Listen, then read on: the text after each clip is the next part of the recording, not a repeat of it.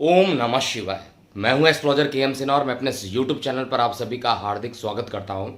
सबसे पहले तो आज आईसीएमआर के जो डायरेक्टर हैं मिस्टर लव अग्रवाल जी, इन्होंने जो बताया है भारत में जो संक्रमित लोगों की संख्या है 40% तक केसेस में कमी आ रही है। हालांकि डेटा बढ़ रहा है, लेकिन कई जगह पर 40% तक की कमी आई है, जो कि एक अच्छा संकेत है, क्योंकि जब तक डेटा कम नहीं होगा तब तक कंट्रोल नहीं हो सकता है।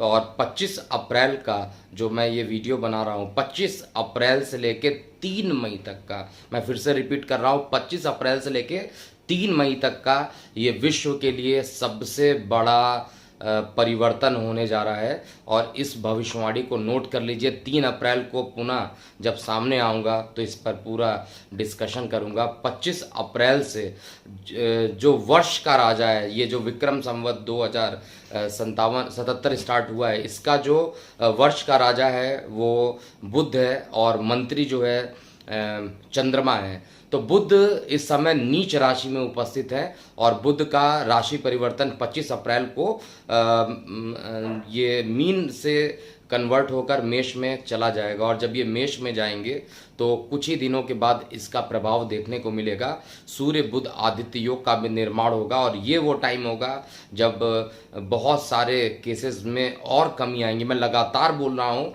कि केसेस में कमी आएंगी और इससे जल्दी ही सबको छुटकारा मिल जाएगा। हालांकि देखिए, मैं अपने कुछ डेट के लिए 100% कॉन्फिडेंट हूँ कि लॉकडाउन 3.0 कुछ स्टेट के लिए होगा, सभी जगह के लिए नहीं होगा। और उसमें दिल्ली और मुंबई, तमिलनाडु, ये 3 राज्य और कुछ उत्तर प्रदेश का एरिया, ये पहले से फिक्स्ड है। गुजरात का भी कुछ एरिया फिक्स्ड है।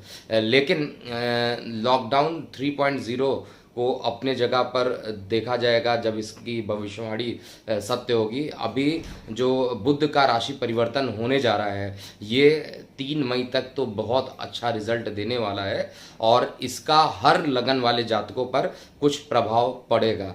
तो इसका हर लगन पे जो प्रभाव पड़ने वाला उसको जरा समझिएगा। बुध जो होता है वो नैसर्गिक रूप से उत्तर दिशा का स्वामी होता है और भारत का उत्तर दिशा का मतलब जम्मू कश्मीर, श्रीनगर और आपका ये पंजाब का एरिया, दिल्ली का एरिया। तो इन एरिया में इनकी संख्या थोड़ी कम ज़रूर होगी, लेकिन हालांकि मैं ऑलरेडी बता चुका हूं कि ये संख्या कम होने के बाद भी लास्ट संख्या जो होगी, मतलब कोरोना का जो अंतिम केस होगा वो भारत में सितंबर तक का होगा। जैसे ही मैं ये डेटा बताता हूँ, कई लोग कमेंट बॉक्स में लिख देते हैं सर डेट चेंज कर दिया। भाई, डेट नहीं चेंज कर रहा हूँ, मैं हमेशा यही बता रहा हूँ कि संख्या कम होगी और संख्या कम होगी इस डेट तक कम होगी। और पूर्ण रूप से कब खत्म होगा? जब राहु का राशि परिवर्तन होगा, राहु केतु का जो राशि परिवर्तन होगा उसके बाद ही ये पूर्ण रूप से खत्म होगा। और उसके आसपास ही आप ये कह सकते हैं 100% वैक्सीन वहाँ पर मिल जाएगी।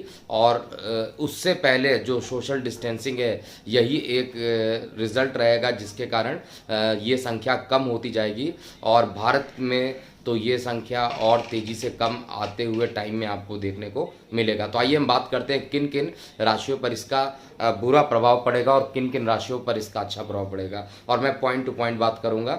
सबसे पहले मेष लगन की बात करें, लगन वाइज आप देखिएगा।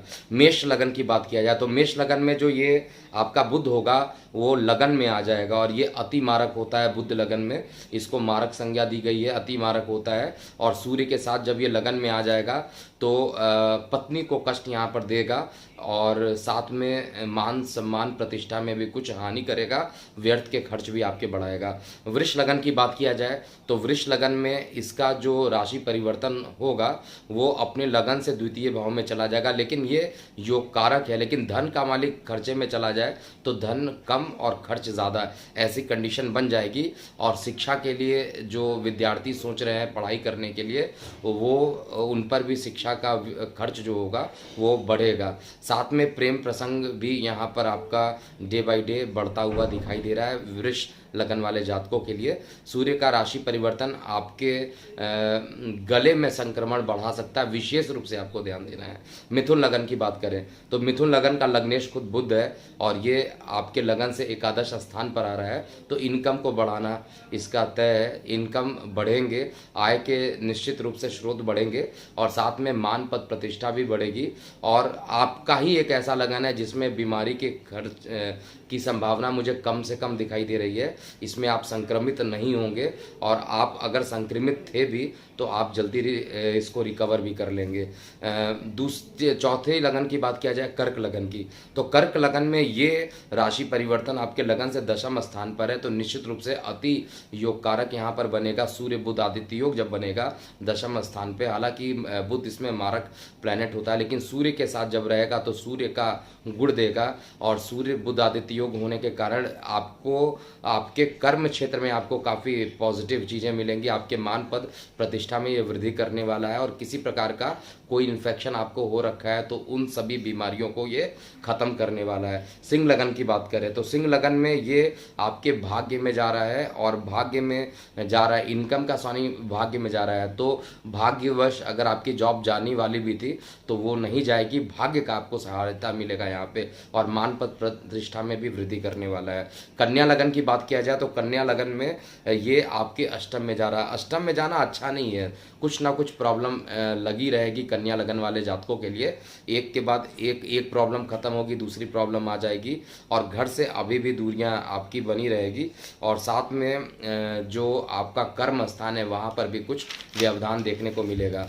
तुला लगन की बात करते हैं, देखिए तुला लगन में ये राशि परिवर्तन जो होगा वो आपके लगन से सप्तम स्थान पे होगा और अति योग कारक है। आपके जन्म साथी से आपको लाभ मिलेगा, आपका भाग्य यहाँ पर बढ़ेगा, धार्मिक कार्यों में आपका मन बढ़ेगा और आपको भी अगर कोई संक्रमण चल रहा था तो वो संक्रमण यहाँ पर ठीक होने लगेगा।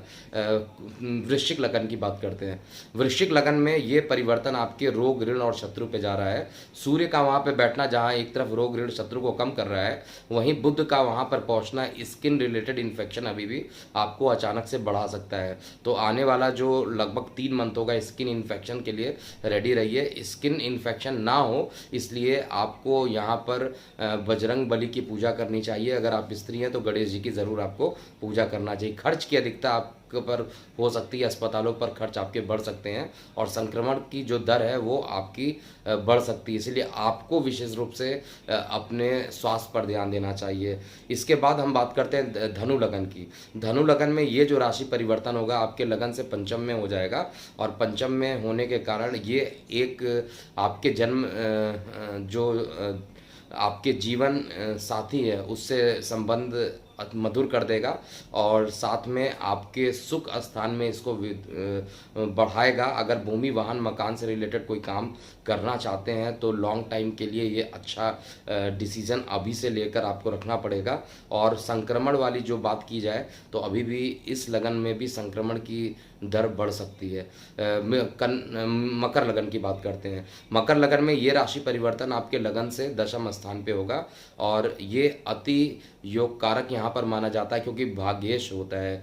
तो भाग्येश अगर खुद आपके सुखेश और सुख स्थान पे जाएगा तो भाग्य से सुख का मिलना संक्रमण रेट को यहाँ पर ये कम करेगा और आपके लिए अच्छी खबर है मकर लगन वाले जातकों के लिए।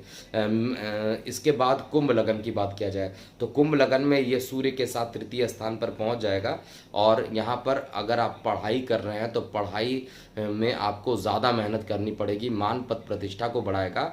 और यही एक लगन ऐसी दिख रही है जिसमें कंप्लीटली रूप से अगर गले में कुछ इन्फेक्शन रहा है या किसी प्रकार का कोई इन्फेक्शन आपको रहा है तो इस समय बीमारियां दूर हो जाएंगी कंप्लीटली। यहाँ पे लास्ट लगन की बात करते हैं बृहस्पति का, यानी मीन लगन की बात करते हैं। तो मीन लगन में आपका क्योंकि चतुर्थेश और सप्तमेश होकर ये द्वितीय स्थान पर जाएगा तो परिवार में ये सुख समृद्धि यहाँ पर बनी रहेगी और किसी प्रकार का कोई इन्फेक्शन आपको भी नहीं होगा। तो रफली अगर मैं बात करता हूँ तो ये राशि परिवर्तन एक तो मेष वालों के लिए थोड़ा प्रॉब्लम रहेगा, वृष के लिए थोड़ा प्रॉब्लम रहेगा और कन्या लगन वाले जातकों के लिए ये थोड़ा प्रॉब्लम देगा।